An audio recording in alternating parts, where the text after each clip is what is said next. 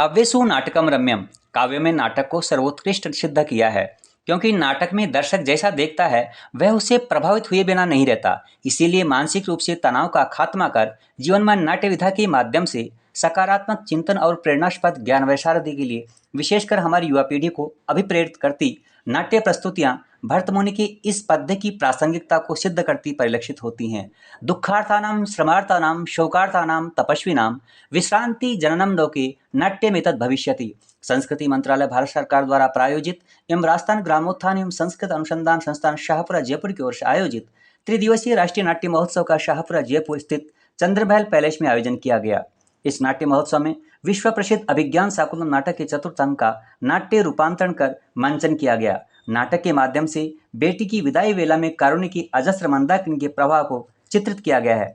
प्रकृति कन्या शकुंतला के माध्यम से आश्रम के वन वृक्षों, लताओं और वन्य जीवों के प्रति उनके लगाव को प्रदर्शित कर प्रकृति की ओर लौटने का शाश्वत संदेश दिया गया है। नववधु के लिए पति गृह जाने पर जो संदेश महर्षि कण्व ने दिया है, वह संदेश आज के दौर में बिखरते और टूटते प्रणय बंधन रूपी मानवीय रिश्तों के महीन धागों को जोड़ने का नायाब उदाहरण हो सकता है।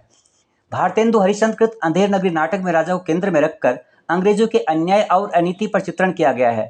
रूपक में प्रहसन यानी हास्यप्रद घटना पर केंद्रित यह रचना गोवर्धन दास को फांसी पर चढ़ाने का फरमान सुनाकर अंधेर नगरी पक्ष को उजागर करता है। अंत में नाटककार ने अपने बुद्धि चातुर्य से स्वयं राजा को ही अपने जाल में फंसाकर गोवर्धन दास के प्राण बचाता है। मंचित नाटक में ऐसे ही दृश्यों को दर्शाकर दर्शकों का मनोरंजन कर एक शिक्षाप्रद संदेश भी दिया गया है। इसी प्रकार हरिशंकर परसाई कृत भोलाराम का जीव रचना में कार्यालयी अव्यवस्थाओं पर करारा प्रहार किया गया है।